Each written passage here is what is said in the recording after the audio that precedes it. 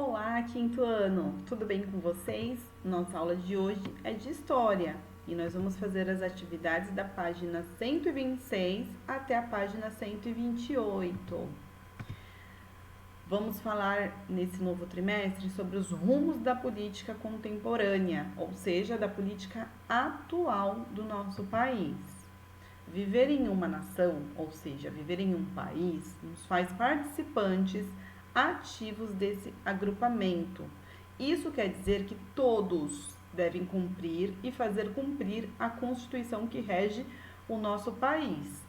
Nela estão estabelecidos direitos e deveres para todos, o que abrange a população e os governantes, né? A Constituição fala sobre os direitos e deveres de todo cidadão. E os governantes também são cidadãos. Entre os desafios atuais do Brasil está o de fazer com que todos possam viver em um país melhor, né? Todos buscam por isso, que o Brasil seja um país melhor. E esse precisa ser o compromisso dos governantes e da população, cada um fazendo a sua parte, né? A população precisa cobrar dos governantes e os governantes precisam colocar em prática essa questão. Estávamos falando no trimestre passado sobre os presidentes do Brasil, né? Já acompanhamos todos desde o início, desde o primeiro presidente. E dando sequência, paramos no Lula, no segundo trimestre, e agora nós vamos dar continuidade falando sobre a Dilma Rousseff, que todos vocês conhecem, né? Dilma, ela governou o país de 2011 a 2016. Ela foi a primeira mulher eleita ao cargo de presidente do Brasil. A Dilma, ela era afiliada ao Partido dos Trabalhadores, o PT, e ela deu continuidade aos projetos sociais iniciados na gestão do Fernando Henrique Cardoso, que depois o Lula deu continuidade e, na sequência, Dilma também deu continuidade. Um dos maiores problemas enfrentados no período em que Dilma governou foi o escândalo de corrupção na Petrobras, que foi descoberto pela Polícia Federal. Esse escândalo, né, mostrava que vários executivos e vários políticos de partidos aliados ao PT, que era o partido da Dilma, eles foram acusados de desvio de verbas e superfaturamento na construção de usinas.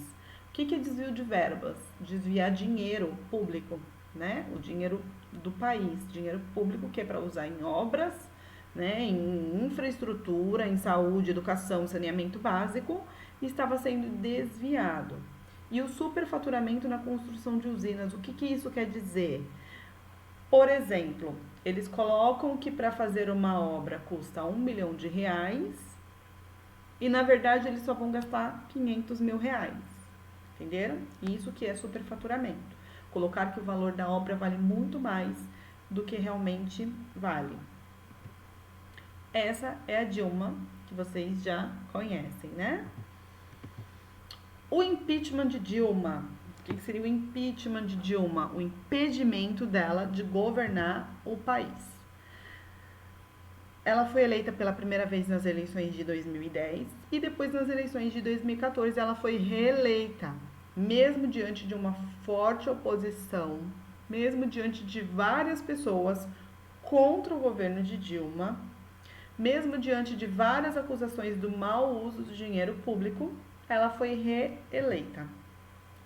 E assim que ela iniciou o segundo mandato, as manifestações que já haviam começado em 2013 se intensificaram.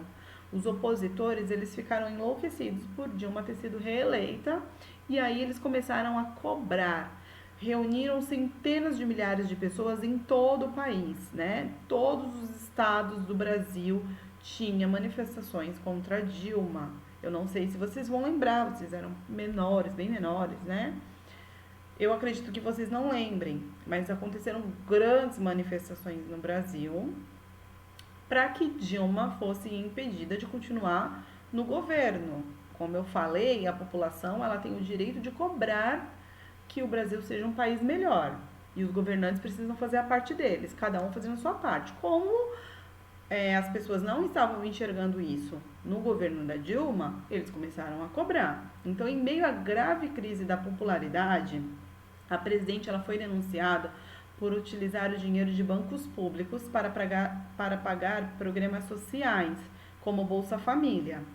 O Bolsa Família é uma ajuda de custo que algumas famílias recebem e ela estava usando o dinheiro de bancos públicos para fazer esse pagamento antes que esse dinheiro estivesse disponível para ser usado.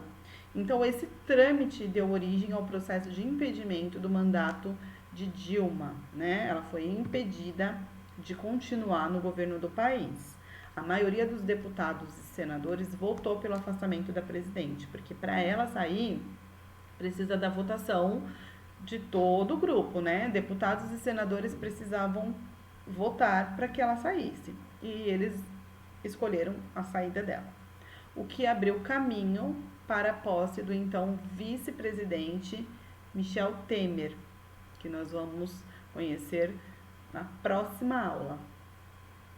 Na nossa aula do Zoom, nosso encontro do Zoom, nós vamos conversar, debater sobre as questões da página 126. Tudo bem? Até mais, quinto ano. Tchau!